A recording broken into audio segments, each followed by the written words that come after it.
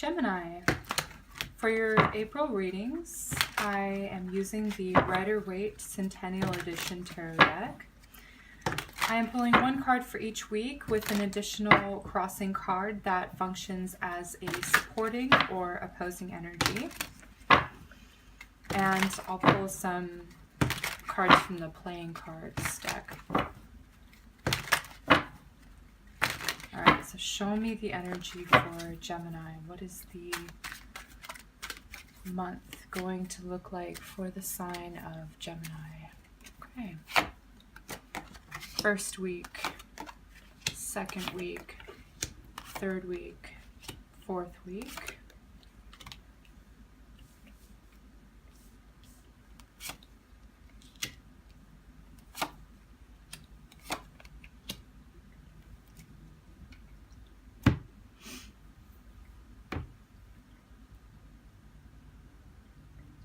All right, so I am seeing with the Magician, this card is actually coming up quite a bit. This card is about Mercury, right? And Mercury does tend to play tricks, right? Just like the Magician, he is the illusionist. And we do have a Mercury retrograde happening this month. And it is your ruling planet, so you may be more or less affected by this. I do see that there's that illusion sort of energy could be at play, but generally I see if you are the Magician, then you're able to really, use your skills and abilities to create something beautiful. Okay, so there is some sort of skill and talent, and also you have the experience with this card, so you're using some sort of skill or you're leaning on your experience in some way and you are moving forward. Okay, so I do see that there is some steady progress forward. This is the Knight of Pentacles, which is about it's a knight, which is the coming and going of things and people especially. So there could be someone that comes into your life that you have this sort of like chemistry with, that you're able to really relate to on just more than one level, more than just whatever, a work colleague or a friend or whatever. That person just sort of ticks all the boxes for you, and so to speak. I also see this as being that this is a Virgo energy, and this is Mercury, which you share the ruling planet of Mercury with Virgo. So I do see that just that extra, the details, the discrimination, the communication, the really seeing things from all angles. I see that as being a strength for you, and really being able to sort of pull together the loose ends the first week. Okay, so we have the second week as being a little bit, this card is, I always see it as being like a little bit stuck or not. Lacking inspiration is really what I'm hearing, and it seems like very different from this first week. But you're like feeling like you're not making a lot of progress. There may be some sort of confusion as well. You may be actually just feeling limited with what you're able to do. So here it's like you have your hands free and you're able to sort of move around, and there's a lot of dexterity with this card, and there's a lot of yellow with the Knight of Pentacles and the Magician. So things are bright, there's a lot of power, there's a lot of energy. Here's like you're literally, it's like the antithesis of that. Your arms are bound for some reason, your hands are tied, you're not able to really there's less mobility, less dexterity in this image. So that's the energy that I'm seeing here. And there's something that needs to sort of, there's an overhaul here with this energy. Something needs to be overhauled. Judgment is about release, letting go, surrender. It's also about rebirth. Okay. Anything that is blocking you or making you feel stuck, like you have the answer here in front of you, but it seems like you sort of need to like give it up to like a higher power, give it up to God or your angels to sort of help you out of this stuck energy, okay? And I do see that there is some sort of answer here. So you do have that resource here, as I also see within the Knight of Pentacles, is like holding that thing. This is some sort of gift that's being given to you the third week. And it could be the answer that you're looking for. It's a very tangible answer. So maybe you're praying for money in some way and you get it. It just sort of magically appears this third week. I see this as being like also sort of that praying sort of energy, that the hands are in that prayer position. I'm really attracted to the hands. I'm seeing like all of the hand motion. So I'm seeing like, you know, going everywhere back and forth with this. So maybe working with something with your hands. Here I'm seeing like the arms, which are the hands are tied. Here I see you holding something in your hand. I also see that here. And I see you actually going back to your craft the fourth week, working on something, rolling up your sleeves using your hands. So there could be something within the second week that sort of throws you off and you're like not, maybe it was sort of unexpected. It sort of came out of the blue and you're feeling like maybe, I can't think of another word, but restricted was what came to mind and what I had said. But lacking inspiration, possibly. And, you know, you're taking some sort of rest or you're sort of meditating on it or praying about it, and it just sort of comes to you. You have the answer here. Now, the fourth week, this is about loss. And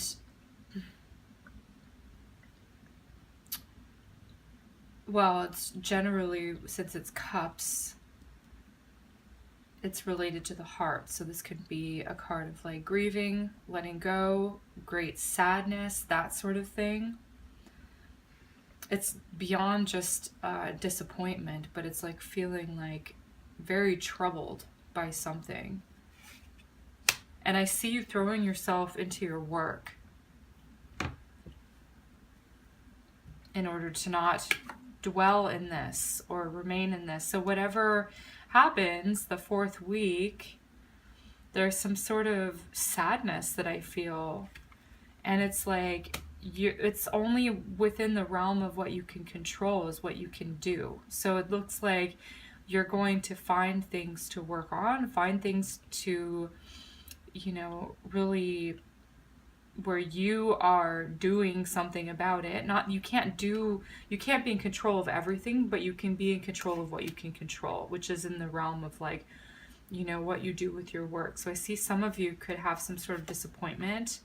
I see it's like behind the scenes. It's behind this card. And, you know, you're going to just focus on the here and now, what it is that you can accomplish. Okay. The Ace of Swords, I do see is, it can be a new start because the aces bring new things, right? So it could be a new idea. And I see that as being that one sword that's sort of coming, that's sticking out above the rest. So if there's a little bit of confusion, you're not sure what decision to make, you're feeling sort of stuck, there is some sort of way out of this. I keep hearing like this just disappointment. Maybe you're afraid of disappointing other people, or maybe you do somehow end up disappointing somebody else with this decision, but it feels like it's a necessary thing that needs to be done in order for everything to sort of work right. Let's get some more information here from the playing cards. What I also was going to say is like the Ace of Swords is a tool that sort of cuts out anything unnecessary. And it looks like there could be some sort of casualties here with that.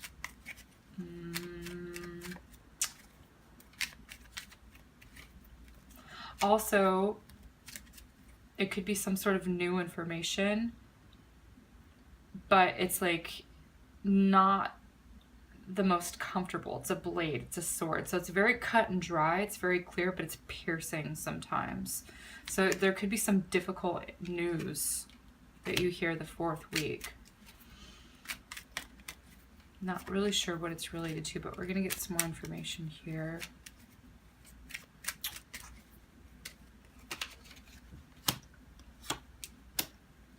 Makes sense so far.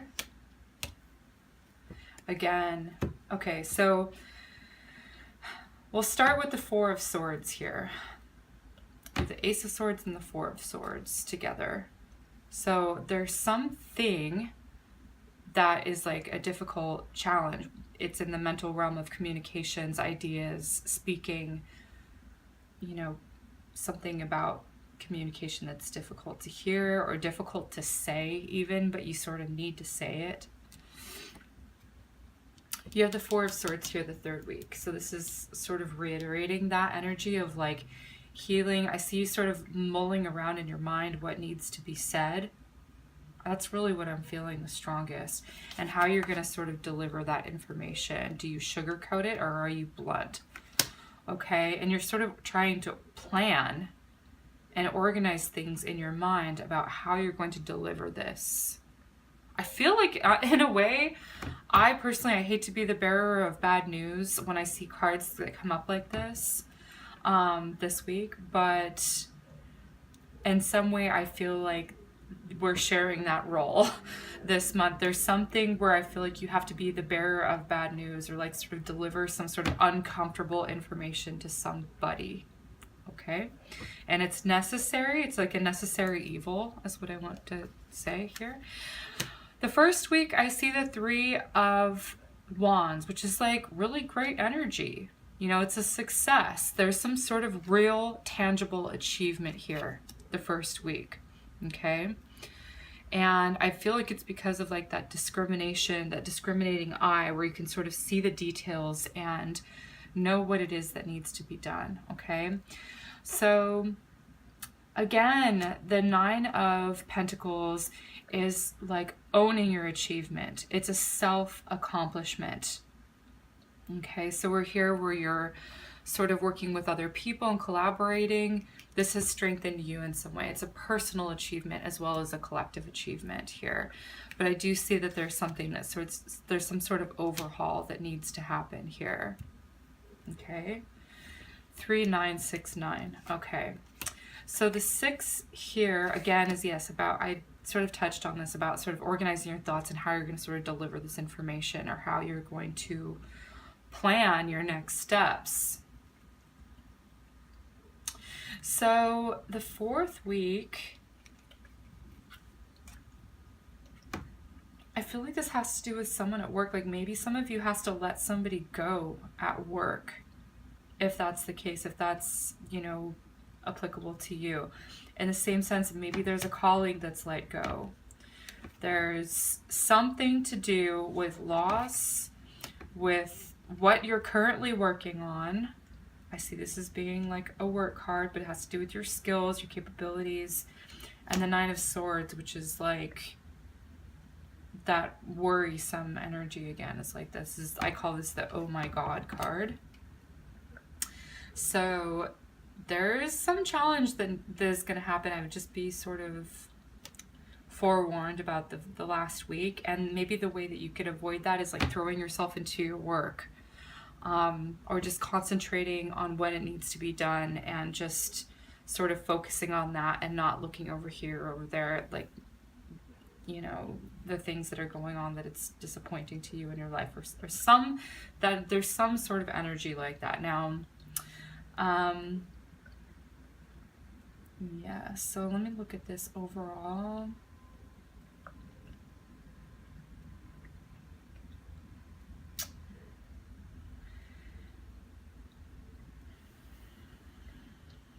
I feel like some of you are going to be putting something to rest, or you are going to be resting, or just wanting to rest and sort of take time out. And it's sort of that,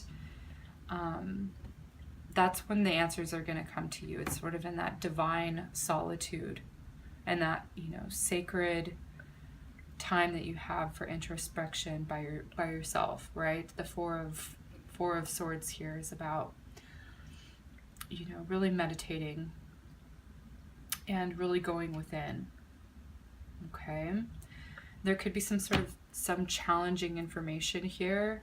Mercury retrogrades are not normally the end of the world, but I am seeing something with that Mercury, that communication, that type of energy here, that it's like you're gonna really have to maybe sort of face that the last week. Okay, and it's really in order to sort of get you out of sort of a stagnant situation. We like that energy flow. So if you could sort of ride this out for the rest of the month, this energy, it looks really positive. It looks really, you know, productive. So I think I would focus mostly on like what you can produce, how you can accomplish, what you can do to be productive. Okay. All right. So this is what I'm seeing is like the general energy for the sign of Gemini for the month of April. I want to make a couple of quick announcements. If you are interested in a private reading, you can contact me either through my website or through my email address listed in the description box below. And also, in addition to the monthly sign forecast videos that I have been uploading, I would like to share that I feel inspired to begin pulling a weekly oracle card message, which will be applicable to all the signs. I think it would be beneficial to gauge the type of energy that is available to all of us for the week ahead. So, thank you for watching, liking, and sharing my videos, and for subscribing to my channel.